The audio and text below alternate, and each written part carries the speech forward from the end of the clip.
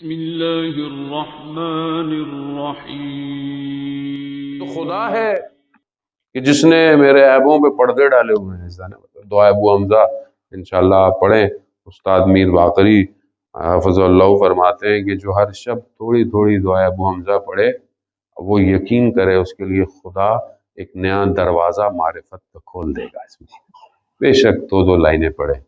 دعا ابو حمزہ میں ہے، مناجات شعبانیہ میں بھی ہے، تقریباً ملتا جلتا ٹیکسٹ ہے کہ امام فرماتے ہیں خدا کی بارگاہ میں پروردگار تو نے اس دنیا پہ میرے عیبوں پہ پردہ ڈالا ہوا ہے، یعنی دنیا میں تو نے چھپایا، مجھے آخرت میں تیری ستاریت کی زیادہ ضرورت ہے۔ یہاں تو نے مجھے پردہ ڈالا ہوا ہے نا، یہاں تو مطلب کسی کو پتہ نہیں ہے، لیکن آخرت میں تو سب کھلا ہوا ہوگا، سب عیاں ہوگا، سب نظر آ رہا ہوگا، وہاں مجھے پروردگار تیری ستاریت یعنی تیرے چھپانے کی بہت ضرورت۔ روایت میں ملتا ہے کہ رسول خدا حضرت محمد مصطفیٰ صلی اللہ علیہ وسلم اپنی بیٹی کے گھر داخل ہوئے تو دیکھا کہ بیوی جو ہیں وہ پریشان ہیں۔ کہا کہ آپ کے چہرے پر پریشانی کیسی؟ تو بیوی فرماتی ہیں کہ بابا مجھے آخرت کا منظر پریشان کر رہا ہے۔ آخرت کے منظر یعنی آخرت میں کیا ہوگا؟ کہا کہ بابا سب کچھ کھلا ہوگا، سب کچھ عیاں ہوگا، اوپن ہوگا، اس چیز نے مجھے پریشان کیا۔ یا سید آپ جیسی ہستی تو شفاعت ہے آپ کے لیے، آپ کو ان کو پریشانی ہمارے لیے تھی، یعنی ہر چیز کھلی ہوگی۔ تو ایسے میں کہتے ہیں حضرت جبرائیل آئے اور کہا کہ رسول خدا کی خدمت میں یا رسول اللہ خدا نے فاطمہ کو سلام بھیجا ہے۔ تو بیوی نے سلام کے لیے کہا کہ خود پروردگار خود سلام ہے، خود ساری چیزیں۔ تو پھر حضرت جبرائیل نے کہا کہ پروردگار نے پیغام دیا ہے کہ آپ فاطمہ سے کہیں کہ وہ قیامت کے لیے پریشان نہ ہوں، ہم ان کے چاہنے والوں کو ایک نور کے دائرے میں رکھیں، ایک نور کے ہولوگرام میں رکھیں گے تاکہ وہ چھپ کے جائیں۔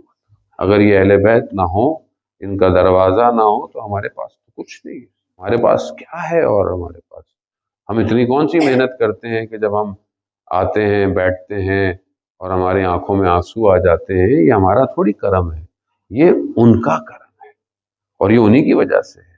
شب جمعہ ہے، ظاہر ہے آپ کے میرے مرحومین قبر کے اندر انتظار کر رہے ہوتے ہیں کہ ہم ان کو کچھ ہدیہ بھیجیں۔ آیت اللہ شہید دست غیب کہ جن کی مختلف کتابیں ہیں، یقیناً آپ نے پڑھی ہوں گی، گناہ کبیرہ ہے، قلب سلیم ہے، ان کی کتاب عبارت داستگان شگفت انگیز میں کچھ واقعات انہوں نے بیان کیے ہیں۔ اس میں ایک عالم دین کا واقعہ ہے کہ جن کے والد کا انتقال ہو گیا، تو وہ والد ان کے خواب میں آئے، ڈریم میں، تو انہوں نے اپنے والد سے پوچھا کہ ادھر قبر میں کیا معاملہ ہے، یعنی کیسا ہے، عذاب کیسا ہے، ثواب کیسا؟ تو انہوں نے کہا کہ وہ بالکل ڈیفرنٹ ورلڈ ہے، اس کو اس ورلڈ سے کمپیئر، دنیا سے کمپیئر نہیں کر سکتے، مگر میں تمہیں ایگزامپل دے سکتا ہوں تاکہ تم اس کو انڈرسٹینڈ کرو، یہ ہمارے لیے بہت امپورٹنٹ ہے، کیونکہ ظاہر ہے جب کوئی جاتا ہے وہ واپس تھوڑی آتا ہے۔ یہ تو بڑا ریئر ہے کہ ہمارے مکتب میں کہ خود اہل بیت علیہ السلام کی روایات ہیں اور کچھ علماء کرام ہیں کہ جنہوں نے ہمیں بتایا ہے کہ وہاں پہ سٹوری کیا ہے۔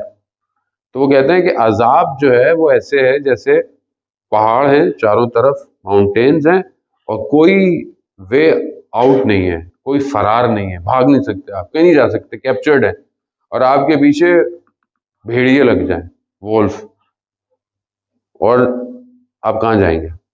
نہیں بھاگ سکتے۔ کہا قبر کے اندر عذاب ایسے ہے۔ اور خود آپ سوچیں نا، انسان دنیا میں کئی پریشانی ہو، بیماری ہو، انسان کیا کرتا ہے؟ خدا مجھے ٹھیک کر دے، اور انسان کو امید ہوتی ہے کہ ٹھیک ہو جائے گا، ہاسپٹل سے باہر آ جائے گا، بستر سے باہر آ جائے گا۔ کبھی MRI مشین میں گئے آپ لوگ؟ نہیں بتاؤ، ہر کسی کو آپشن نہیں ملتا لائف میں، ہمیں اکثر مل رہا ہے بیک ڈسک کی پرابلم کی وجہ سے۔ MRI مشین آپ کو پتا کسی راؤنڈ ہوتی ہے، بہت کم اسپیس ہوتی ہے، آپ یقین کریں میں ہمیشہ گیا ہوں، قبر یاد آئی، کیوں؟ کیونکہ وے آؤٹ نہیں ہے. جب تک وہ خود بٹن نہیں دبا باہر نہیں نکل سکتے آپ. اور جب تک وہ آپ کی ایکس رے ایم آر آئی ہو رہی ہے، جب تک مجھے ہمیشہ سانس گھٹتی. میں تو بھائی یہی تو یہی مر گیا ہے تو کیا ہوگا؟ قبر میں تو آپشن ہے ہی نہیں. دفنا کے چل دیے، نہ سلام نہ دعا، ختم. دفنانے والے تو بھاگ بھاگ کے دفنا کے چلے جاتے ہیں. نیاز کرنی ہے، سوئم کی مجلس کرنی ہے، جائیداد تقسیم کرنی ہے، یہ کرنی ہے. وہ بیچارہ جو ہے اس کی تو کسی کو فکر ہی نہیں ہوتی ہے. کوئی اولاد آج تک اپنے والدین کی قبر پہ رات کو بیٹھی ہے؟ شاید ہی کوئی اولاد. جس ماں نے ساری زندگی زحمت کی ہو، جس ماں نے اسے پتہ نہیں کس طریقے سے پالا ہوتا ہے، اس کو خود نہیں پتا بچے کو، لیکن اس ماں کی قبر پہ آدمی نہیں بیٹھتا. سوچے ادھر کیا ملے گا، انسان کیا لے کے جائے. تو وہ کہتے ہیں عذاب ایسا ہے کہ فرار ممکن نہیں ہے. تو کہا یہ جو ہم آپ کو ہدیہ بھیجتے ہیں، مطلب کوئی نیک کام کرتے ہیں، صدقہ خیرات کرتے ہیں، کوئی قرآن کی تلاوت کرتا ہے، کوئی بھی کام، یہ آپ کو کیسے پہنچتا ہے؟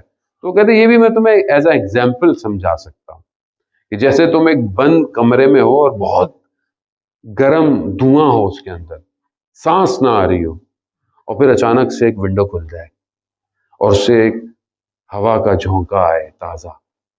تو کہا تمہارا کچھ بھی بھیجنا ہمارے لیے ایسے ہی ہے. تو ایک صلوات پڑھ کر تمام مرحومین کے لیے بھیجتے ہیں. اللہ صلی علی